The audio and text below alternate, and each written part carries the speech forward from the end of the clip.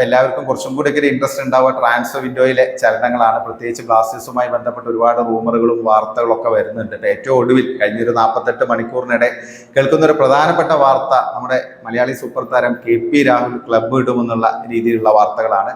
അദ്ദേഹത്തെ സ്വന്തമാക്കാൻ ഒഡീഷ രംഗത്തുണ്ടെന്നുള്ള റിപ്പോർട്ടുകളാണ് വരുന്നത്. അതിനൊപ്പം തന്നെ ചെന്നൈ, ഹൈദരാബാദ് എന്നീ ക്ലബ്ബുകൾക്കും രാഹുലിനെ സ്വന്തമാക്കാൻ താല്പര്യമുണ്ട്. പക്ഷേ ഒഡീഷയ്ക്കാണ് കൂടുതൽ സാധ്യത.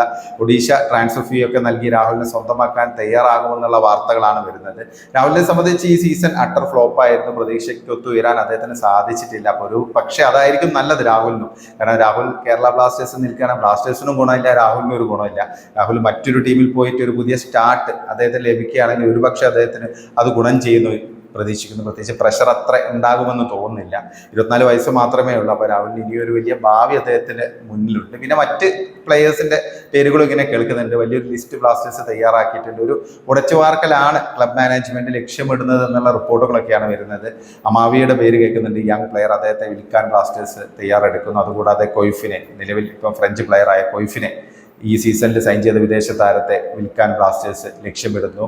അതിനൊപ്പം തന്നെ മറ്റ് പ്ലേയേഴ്സായ യുവതാരങ്ങളായ ഇപ്പോൾ സൗരവ് മണ്ഡൽ, പിന്നെ അതുകൂടാതെ ബ്രൈസ് മിറാൻഡ എന്നിവരുടെ പേരുകളും കേൾക്കുന്നുണ്ട്. അതിനൊപ്പം പ്രീതം കോട്ടാലിന്റെ പേരുമുണ്ട്. പ്രീതം കോട്ടാലിനെയും ബ്ലാസ്റ്റേഴ്സ് വിൽക്കാൻ ഒരുങ്ങുന്നു എന്നൊക്കെയാണ്. ജനുവരിയിൽ തന്നെ ഈ നീക്കങ്ങളൊക്കെ ഉണ്ടാവും. വലിയ ഒരു മാറ്റത്തിലാണ് ബ്ലാസ്റ്റേഴ്സ് തയ്യാറെടുക്കുന്നതെന്നുള്ള റിപ്പോർട്ടുകളൊക്കെയാണ് വരുന്നത്. പ്രത്യേകിച്ച് അടുത്ത സീസണിലെ ഇനിയൊരു വിദേശ കോച്ച് ഉണ്ടാവുള്ളൂ ബ്ലാസ്റ്റേഴ്സ്. ഈ സീസണിൽ നിലവിലെ കോച്ചുമാരായ, അതായത് സഹപരിശീലകരായ നിലവിൽ ചുമതല നൽകിയിരിക്കുന്ന പുരുഷോത്തമനും പിന്നെ അതുകൂടാതെ തോമസ് ഷോർസിനുമായിരിക്കും പരിശീലന ചുമതല.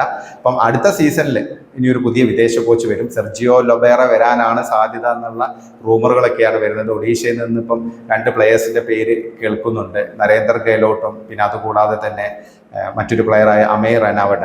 ഈ 2 പ്ലെയേഴ്സിനെയും ബ്ലാസ്റ്റേഴ്സ് നോക്കുന്നു. 2 പേരും ഡിഫൻഡേഴ്സ്. അതിൽ അമയ് റനാവഡ വരാനാണ് സാധ്യത എന്നാണ് ഇപ്പോൾ ഏറ്റവും ഒടുവിൽ അറിയാൻ കഴിയുന്നത്. പിന്നെ ചെന്നൈയിൽ നിന്ന് വികാസ് യുവ്നവിനെ ഓൾറെഡി ബ്ലാസ്റ്റേഴ്സ് ധാരണയിൽ എത്തിക്കഴിഞ്ഞു. അദ്ദേഹത്തെ അടുത്ത സീസണിൽ അദ്ദേഹം എന്തായാലും ബ്ലാസ്റ്റേഴ്സിന് വേണ്ടി ഇറങ്ങും. ഡിഫൻഡറാണ്. അപ്പം ഇങ്ങനെയുള്ള മാറ്റങ്ങളൊക്കെ ഉണ്ട്. അപ്പോൾ ടീമിലൊരു വലിയ ഉടച്ചുവാർക്കലൊക്കെ ഉണ്ടാവും. ഒരുപാട് പ്ലേയേഴ്സിനെയൊക്കെ വിൽക്കുന്നു. അത് കഴിഞ്ഞിട്ട് പുതിയ പ്ലേയേഴ്സിനെ കൊണ്ടുവരുന്നു. ജനുവരിയിൽ കുറേ പ്ലേയേഴ്സിനെ കൊണ്ടുവരും. അതിനുശേഷം അടുത്ത സമ്മറിൽ വീണ്ടും വമ്പൻ സൈനിങ്ങളൊക്കെ നടത്തുമെന്നൊക്കെയാണ് പറയുന്നത്. ഇതൊന്നും നമുക്കറിയില്ല, റൂമറുകൾ മാത്രമാണ്. ബ്ലാസ്റ്റേഴ്സ് ആയതുകൊണ്ട് നമുക്കൊന്നും വിശ്വസിക്കാൻ പറ്റില്ല. പക്ഷെ ഒരു കാര്യം ഉറപ്പാണ്, പുതിയൊരു കോച്ചിനെ വെച്ച് ഈ സീസൺ ഇനി എന്തായാലും ഉണ്ടാവില്ല. ഈ സീസൺ ഈ 2 കോച്ചുമാർക്കായിരിക്കും ചുമതല എന്നുള്ള കാര്യം ഏതാണ്ട് ഉറപ്പായിട്ടുണ്ട്. അപ്പൊ അടുത്ത സീസണിൽ ഒരു പുതിയ കോച്ച് വരും. അപ്പൊ അതിന് മുന്നോടിയായിട്ട് ഒരു ശുദ്ധീകരണം ഉണ്ടാകുമോ എന്നാണ് നമ്മൾ ഇനി കാത്തിരിക്കേണ്ടത്.